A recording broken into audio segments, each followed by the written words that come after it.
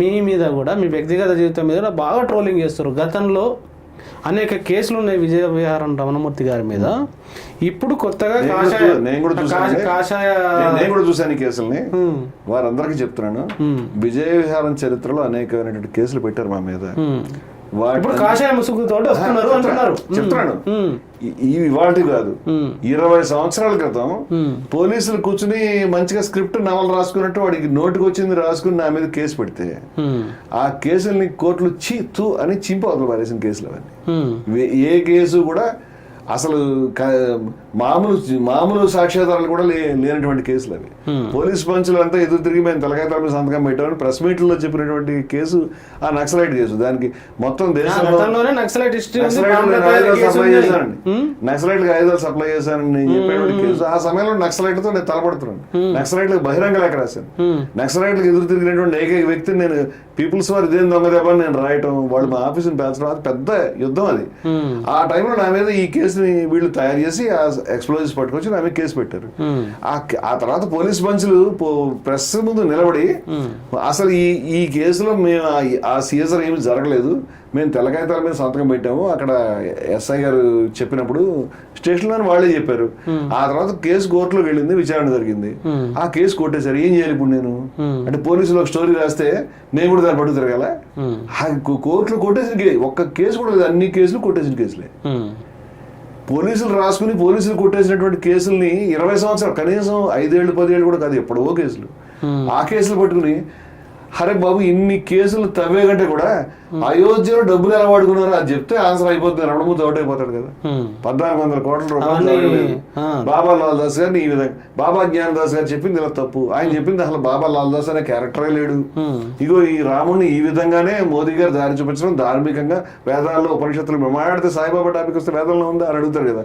వేదంలో మోదీ గారు రాముడికి దారి చూపించొచ్చని ఉందని చెప్పండి, అయిపోతాడు. రమణమూర్తి అవుట్ అయిపోతాడు. ఎందుకు కేసులు లేని కేసులు 20 ఏళ్ల క్రితం ఉన్నటువంటి కేసుల్ని ట్రోల్ చేద్దామంటే ఏం సాధిస్తారు మీరు దాన్ని పట్టుకుని?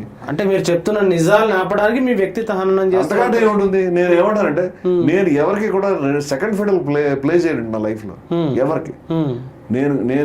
నేను కమ్యూనిజాన్నో లేకపోతే నక్సలిజాన్నో లేకపోతే మావోయిస్ట్ పార్టీ నేను ఇష్టపడితే నేను మావోయిస్ట్ పార్టీ వెళ్ళి చేస్తాను, వాళ్ళు చేర్చుకోకపోతే సొంత మావోయిస్ట్ పార్టీ పెట్టుకునేవాడిని. నేను అది తప్పు అనుకుంటాను. ఆ విధానం నడిచేది కాదు, వాళ్ళు త్యాగం చేస్తున్నారు, కానీ ఆ విధానం అది ముందుకు వెళ్ళే వర్కౌట్ అయ్యే విధానం కాదు, అది పనికొచ్చేది కాదు దేశానికి అనుకోబట్టి పని చేస్తున్నారు. ఈ విషయం 1000 సార్లు నేను రాశాను. నచ్చని వాళ్ళందరూ వీళ్ళ మీద ప్రశ్నిస్తే నువ్వు యాంటీ హిందూ, నక్సలైటు, నువ్వు అర్బన్ నక్సలైట్, నువ్వు కమ్యూనిస్టు, నువ్వు కాంగ్రెస్ గాడిది గుడ్డు అని చెప్తారు. మరి కాంగ్రెస్ మీద నేను తీసినటువంటి స్కామ్స్ అన్ని ఏం కావాలి? మరి నువ్వు ముస్లింల దగ్గర పాస్టర్ల దగ్గర పొద్దు నుంచి నాకు ఫోన్లు చేస్తున్నారు, నువ్వు పాస్టర్ అని. ఎవడో చెప్పింది పాస్టర్ అండి, ఎవడో నాకు చెప్పారు లేండి, చెప్పు తీసుకొట్టు అని చెప్పాను. అంటే ఈ ట్రోలింగ్ వాడే ఎవడో లేదు చెప్పేవాడు లేడు, వాడే ఫోన్ చేయడం, ఎవరెవరో ఫోన్ చేయడం, ఎవరో రకరకాల మాట్లాడడం, ఇలాంటి పిచ్చి. నేనేమంటానంటే కంటిన్యూస్ గా నేను రాసిన పుస్తకాల్లో పురాణాల్లోనూ వేదాల్లోనూ లేకపోతే స్మృతుల్లోనూ మనుస్మృతి లాంటి వాటిలో ఉన్నటువంటి అసమానతల గురించి, దుర్మార్గాల గురించి నేను రాశాను. అదే సమయంలో ఖురాన్లోను బైబిల్లో ఉన్నటువంటి అపసవ్యమైనటువంటి విషయాలు కూడా రాశాను. నేను రాశాను, ఏ మతంలో నా మైనస్లు మేము ఒప్పుకోము, అన్ని మతాల ప్లస్లు ఒప్పుకుంటామని మేము అసమానత వ్యతిరేకం. ఎవరైనా రాశారా ఈ విధంగా? అన్ని మతాల్లో నువ్వు అడుగుతున్నావు కదా, నువ్వు ఎప్పుడైనా విమర్శించావు? నువ్వు వినలేదు. జమాతా ఇస్లామీకి సంబంధించి నేను చేసిన అటాక్ 2 తెలుగు రాష్ట్రాల్లో ఒక్క మనిషి చేశాడు మనకి. మౌదూదీకి సంబంధించి నేను పాకిస్తాన్కి సంబంధించిన జ్యుడిషియల్ కమిషన్ రిపోర్ట్ బయటపెట్టి ఈ మౌదూదీ పరమ దుర్మార్గుడు, ఈయన భారతదేశంలో ముస్లిమ్స్ పాకిస్తాన్ బలపరచమని చెప్పాడు, భారతదేశంలో ముస్లింస్ని అణిచిపెట్టి తొక్కినా తప్పలేదని చెప్పాడు. ఈ మౌదూదీ పేరు మీద ఫోటో పెట్టుకుని మీరు పార్టీ ఎందుకు నడుపుతున్నారని జమాతా ఇస్లామీని అడిగాను. ఒక్కడు అడిగాడా? మీరు ఈ యూట్యూబర్స్ ఇప్పుడు రోజు కూర్చుని ముస్లిమ్స్ వీడు డబ్బులు నువ్వు అడిగావా? నీకు తెలుసా? ఏం తెలుసని? ఏం తెలుసు? మతాంతరీకరణ తప్పు, మతాంతరీకరణ చేయకూడదు. నేను మతం మారితే మారచ్చు, నాకు నచ్చి నేను చదువుకుని బాగుందని తెలుసుకుని మారితే మారచ్చు, కానీ నిన్ను ఎలాగైనా మతం మార్చాలని 24 గంటలు స్కీమ్ పెట్టుకుని దానికి సంబంధించిన ప్రోగ్రామ్ పెట్టుకుని పనిచేయడం ఉద్రిక్తతలు తయారు చేస్తే ఆ పని ఆపేయండి నేను చెప్పాను. నాకంటే ముందు మహానుభావుడు వివేకానందుడు చెప్పాడు, ఎందరో పెద్దలు చెప్పారు. అంటే మేము చేసే పనులన్నీ నువ్వు ఎప్పుడు చేయలేదు, మేము చేసిన పోరాటం నువ్వు చేయలేదు, మేము అసమానతలు పోగొట్టడానికి మేము నిలబడి చేసినటువంటి ఫైటింగ్ నువ్వు చేయలేదు, నువ్వు జీవితం మొత్తం మీద ఏ పని చేయలేదు. బాబా లాల్ దాస్ గారు అంటారు ఆర్ఎస్ఎస్ వాళ్ళు జీవితం మొత్తం మీద ఒక గుడిగా అట్లని చెప్పాడు. ఏంటి మళ్ళీ చెప్పండి? అది ఆర్ఎస్ఎస్ వాళ్ళు వాళ్ళ జీవితం మొత్తం మీద ఒక గుడి కట్టలేదని చెప్పాడు. లాల్ దాస్ గారు చెప్పారు. బాబా అయోధ్య రామాలయ పూజారి, ప్రధాన పూజారి. ఆయన చచ్చిపోయాడు కదా 92లో హత్య చేశారు కదా ఆయన. హత్య చేయకముందు ఆయన చెప్పిన మాటలు వీళ్ళకి ఏ భక్తి లేదు. రికార్డెడ్ ఉన్నాయా? రికార్డు దొరుకుతాయి మీకు. అయోధ్యలో గుడికి ఏది అయోధ్యలో అంటే కోల్చివేతకు ముందు అయోధ్యలో ఒక భోగము ప్రసాదాలు మందిరం అది నడిచింది. దీంట్లో ఒక్కరోజు కూడా విహెచ్పి వాడు బీజేపీ వాడు రాలేదు ఈ గుడిలోకి అని చెప్పాడు. ఎవరు చెప్తారు? పూజారి చెప్తున్నాడు. బయట వాళ్ళు చెప్తే మీరు నేను చెప్తా లేదు మేము వెళ్ళామని చెప్పాలి. మీ పూజారి చెప్తున్నాడయా నువ్వు ఎప్పుడు రాలేదని.